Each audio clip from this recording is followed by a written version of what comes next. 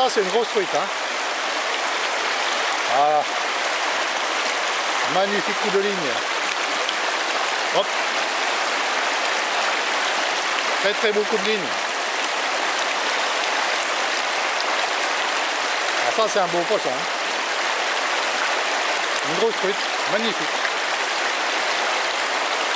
Prise avec la petite 3,30 m.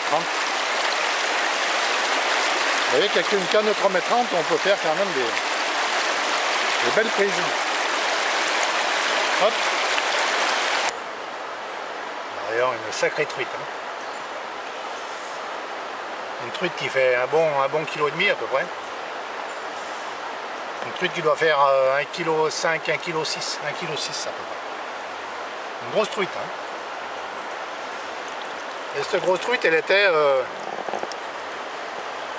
comme souvent les grosses truites, elle était dans 20 cm d'eau. Je ne sais pas si on verra sur la vidéo, mais elle était carrément dans 20 cm d'eau. Sur le bord. Alors qu'à 5 mètres d'elle, elle a une veine d'eau qui fait environ 3,50 m de fond. Eh bien non, elle était dans 20 cm d'eau. Comme quoi, bah, les grosses truites, des fois on les cherche pas forcément où elles sont.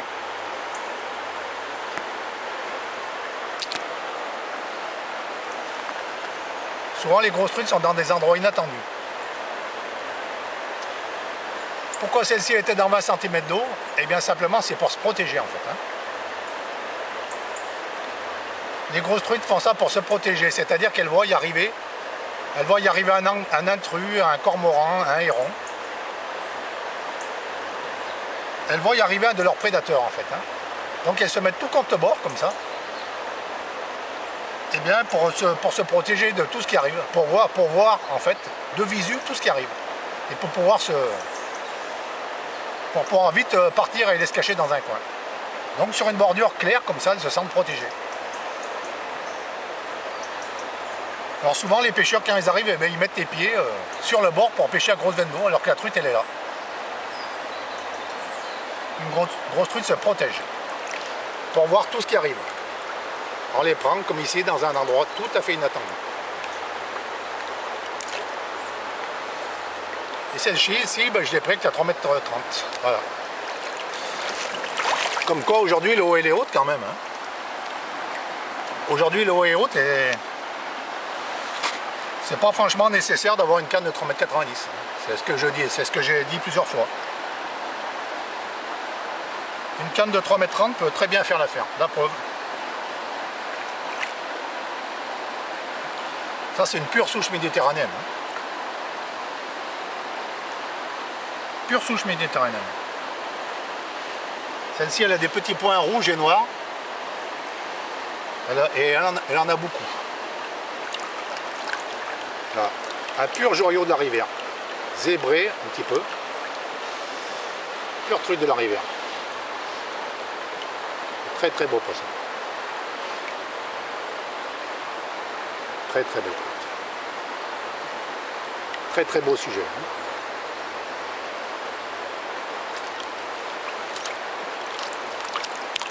Une pure souche de la rivière. Une pure méditerranéenne. Une pure souche méditerranéenne. Les nageoires jaunes, des nageoires démesurées. On voit vraiment le poisson 100% sauvage. Comme je disais, prise avec la 3,30 m. On voit qu'une canne comme ça suffit pour pêcher, hein, finalement. Finalement, on a une pêche plus agréable avec une canne de 3,30 m qu'une canne de 3,90 m. Et vous avez dû voir sur la vidéo que j'ai maîtrisé parfaitement le combat, hein, sans aucun problème. Donc quoi, des fois avoir des cannes surpuissantes, ça ne sert pas à grand chose. Il faut juste ce qu'il faut. Voilà, et bien cette truite on va la relâcher. Parce que je garde aucun poisson.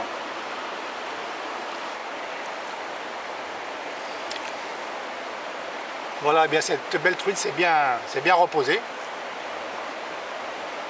Je pense qu'elle va pouvoir repartir librement. Je pense qu'elle a repris suffisamment de force. Alors ce qu'il faut à l'heure actuelle, c'est respecter les poissons, respecter ce qui nous reste. Essayez de respecter les jolis poissons comme ça, hein. Les poissons sauvages. Au lieu de les tuer, ben on les relâche. La rivière, c'est pas un supermarché. On vient à la pêche pour le plaisir. À l'heure actuelle, c'est ce qu'il faut faire. C'est pêcher pour le plaisir.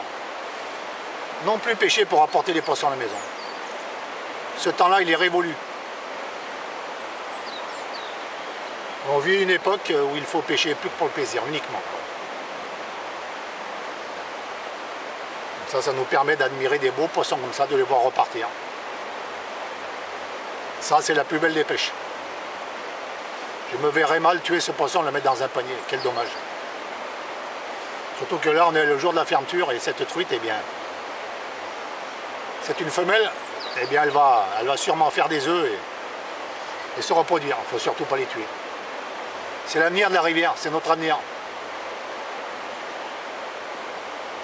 C'est de là que vient notre plaisir, dans le relâcher des poissons.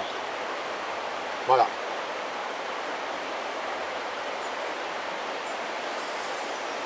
Elle est quand même jolie.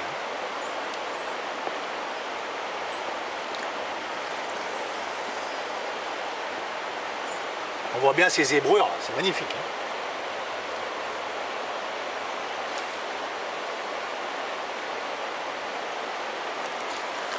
Là, je crois qu'on va la laisser un petit peu tranquille, bien pour la laisser se reposer.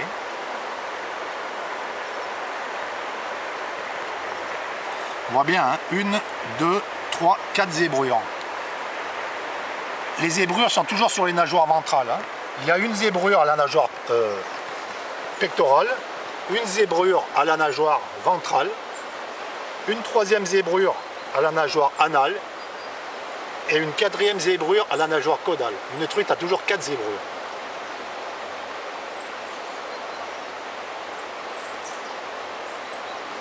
Allez.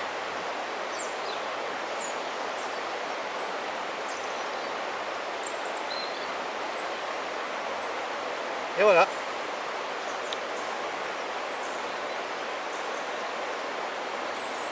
Elle repart vers la liberté. Et pour moi, c'est un grand plaisir de lui leur redonner la liberté. C'est ça le plaisir de la pêche. Pour moi, c'est ça les vrais pêcheurs. Je ne sais pas si j'admettrais encore que quelqu'un vienne avec moi et qu'il tue les poissons. Je ne pense pas que je l'admettrai encore. Parce que ce temps-là est révolu. Maintenant, c'est le temps du plaisir. Le temps de relâcher les poissons.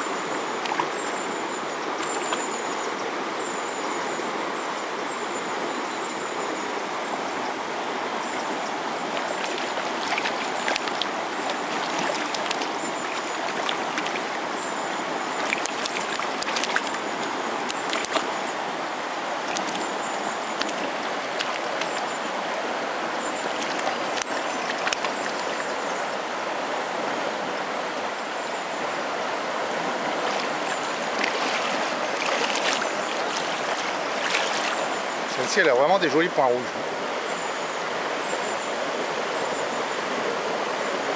Vraiment des jolis points rouges. Elle était vraiment en plein courant, celle-ci. Plein courant. Il a fallu rajouter un petit peu des plomb. Voilà, l'hameçon enlevé aisément.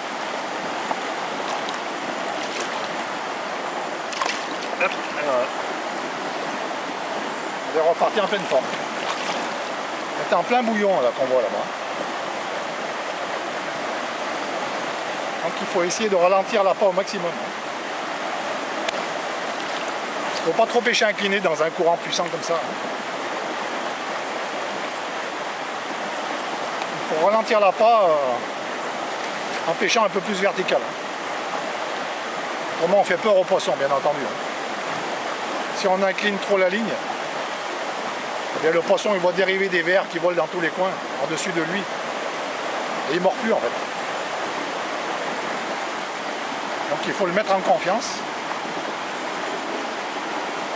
en lui présentant des appâts un peu stabilisés, c'est-à-dire verticales, avec des lignes verticales.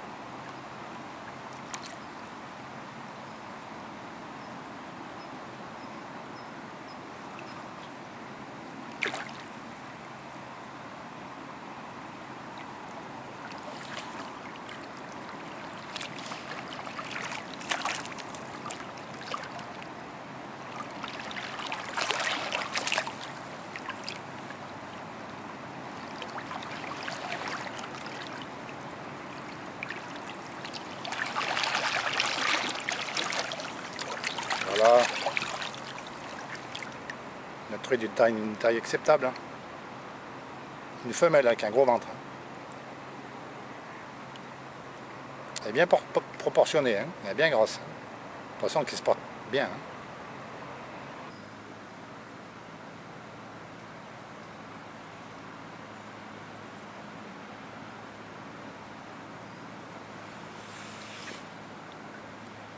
On voit qu'elle reste à côté de moi, c'est là. Hein.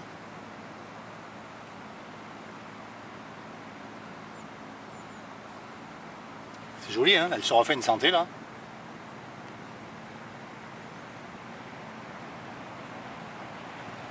Ah, comme quoi là.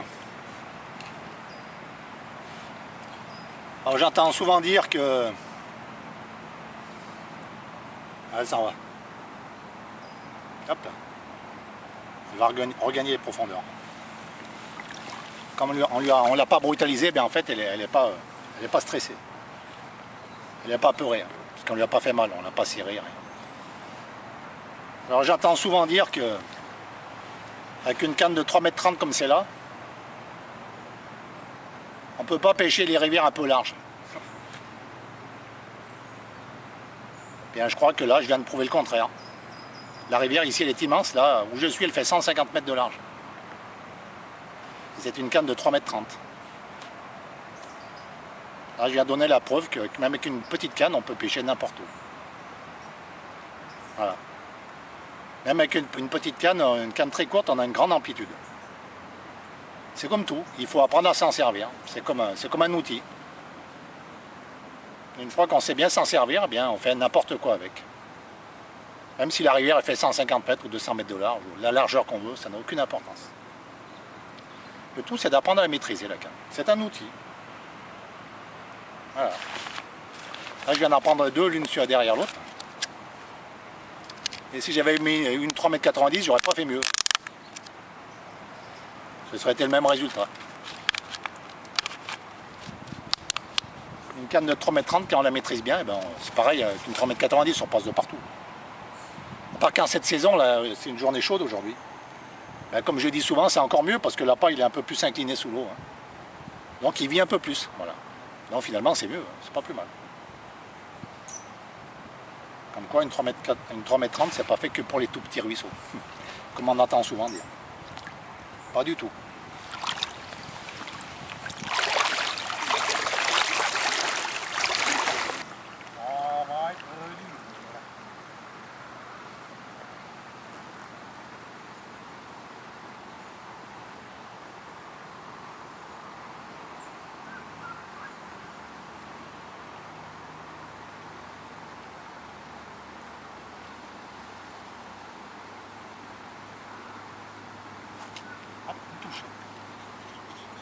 Jolie touche.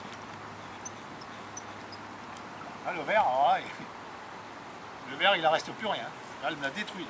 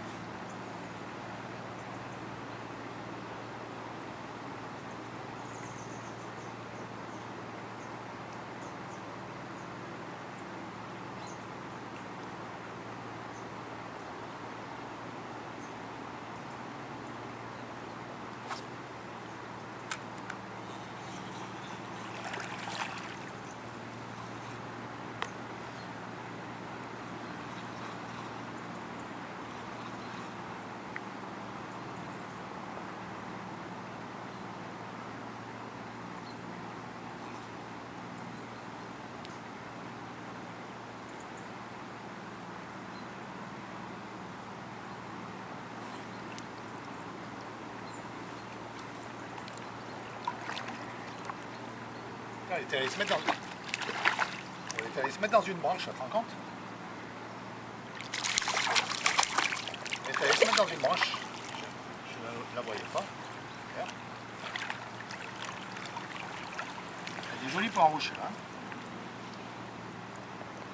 Des points rouges magnifiques. D'ailleurs, c'est maline celle-là. Hein. On a mangé 2 verres avant de se faire prendre. Allez, hein.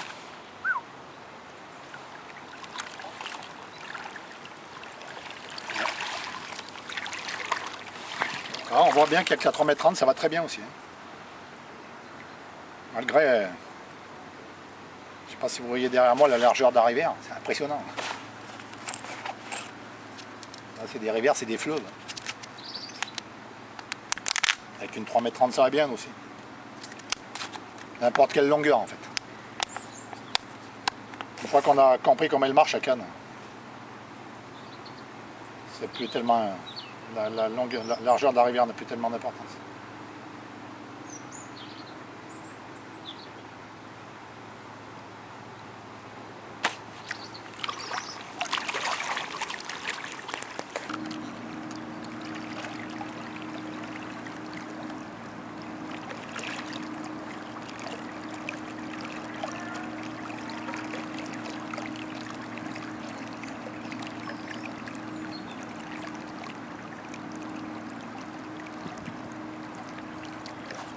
Ah, encore une fois. Elle est dure à faire celle-là. Ah, elle m'a encore mangé le verre.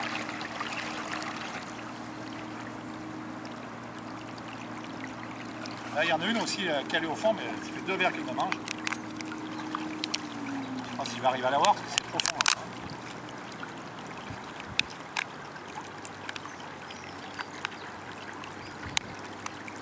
Là, quand on s'éloigne du bord sur ces rivières, ça pousse après vraiment.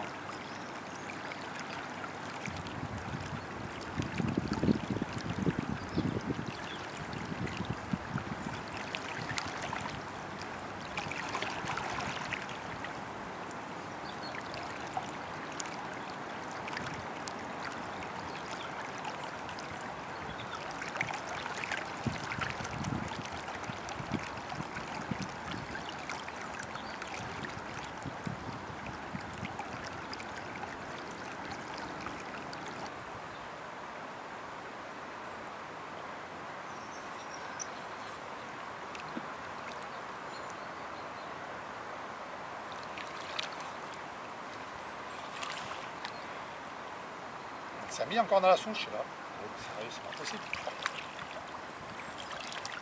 Qu'est-ce qu'elle m'a fait? Oh putain. Elle s'est mise dans la souche encore.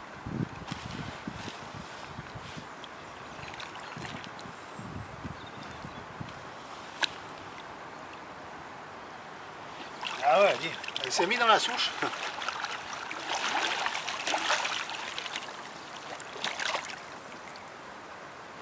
Là, je viens d'attraper encore une truite, elle s'est mise dans la souche.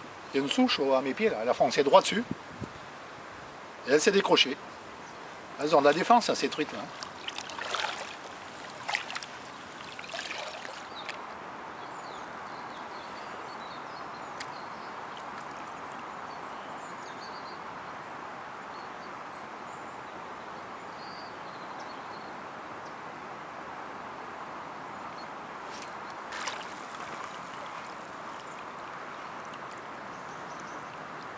Celle-là, elle était dans le tombant de la rivière.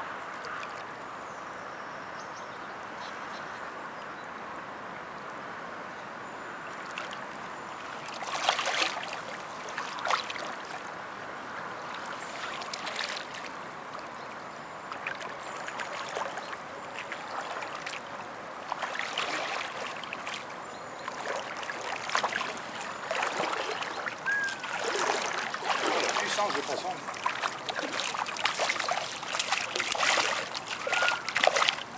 On va force. Ah, la force qu'elles ont, ça fait peur. Ouais. C'est un peu foncé celle-là. Celle-là était dans le tombant. Là on a pied là, sur 7-8 mètres et en dessus il y a le tombant de la rivière, après il y a le lit de la rivière. Elle était bien dans le tombant.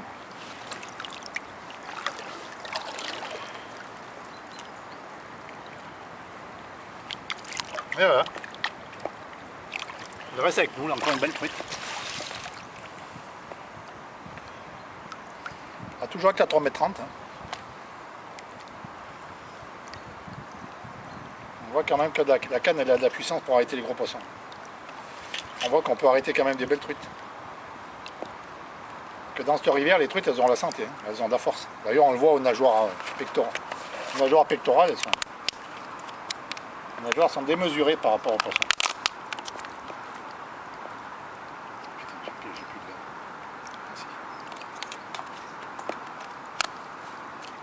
On avait bien une, tu vois.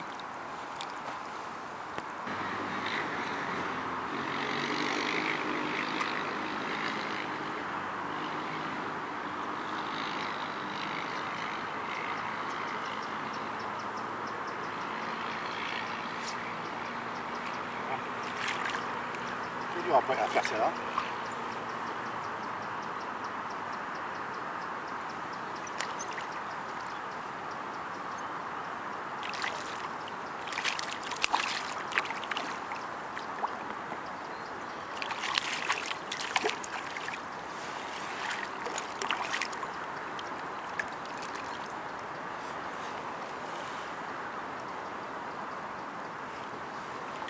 Là, elle a mangé 2 verres avant de se faire prendre. Tu te rends compte? C'est maligne ça.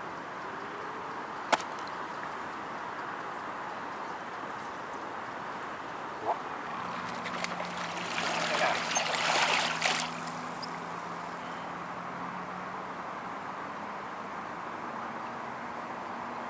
On va essayer de la sortir du milieu de la rivière.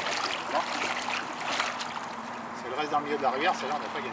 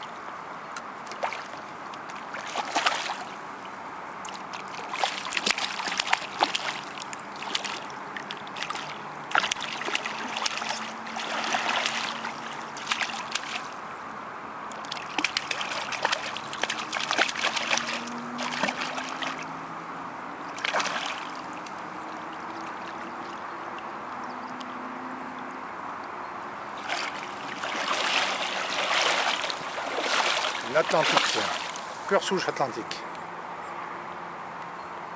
Le premier coup, j'ai eu un arrêt très franc. Et le deuxième coup, je suis repassé au même endroit, pareil, le même genre d'arrêt, un arrêt net. Et poum, pendu. Elle avait une défense phénoménale, celle-ci aussi.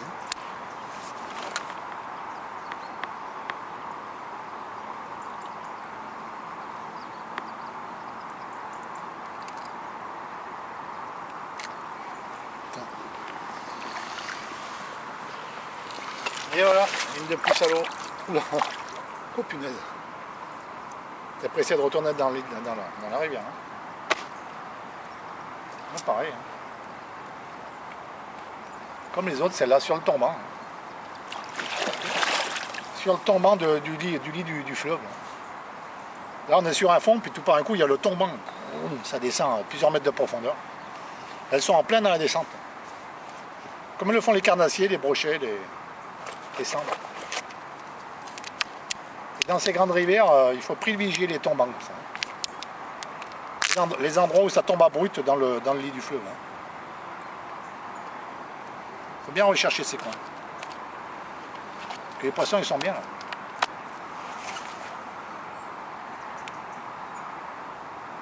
Celle-ci, j'aurais cru qu'elle soit plus grosse, mais non. C'est déjà pas vilaine, mais non. À la 3,30, elle a bien travaillé hein, pour l'instant. Ouais, je lui ai donné du travail aujourd'hui. Hein.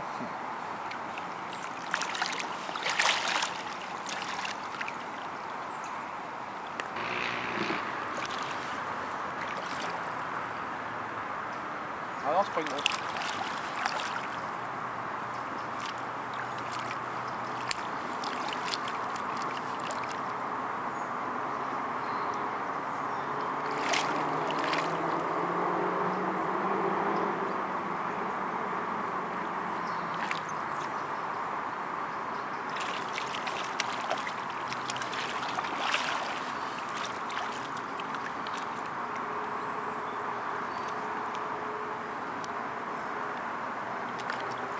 Méditerranéenne.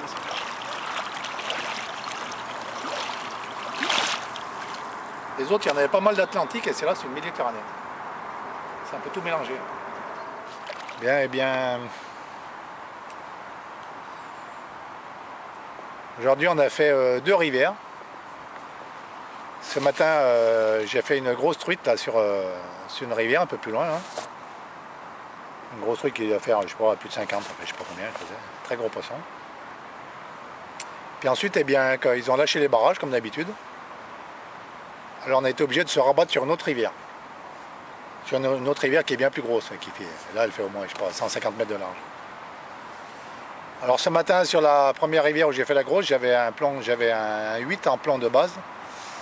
Un 8, un 7 et 3, 6 et un 5. Oui, un 8, un 7, 3, 6 et un 5. Voilà, c'est ça.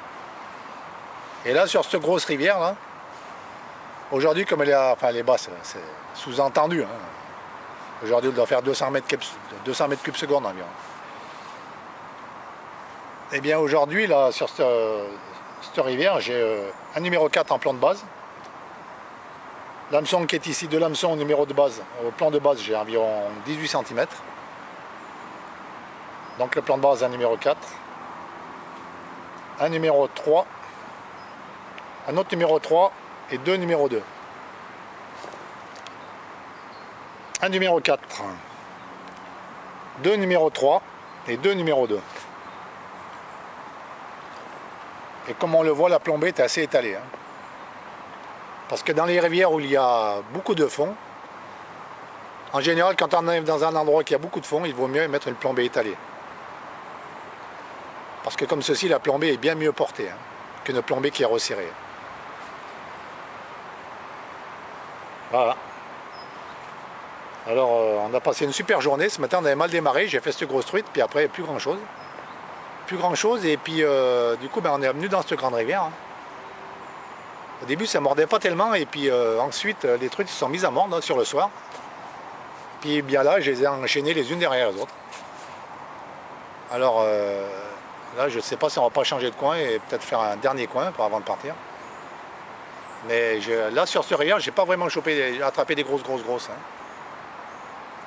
Mais bon, j'en ai fait pas mal quand même. Voilà, comme quoi vous avez pu voir aujourd'hui qu'avec la 3,30 m,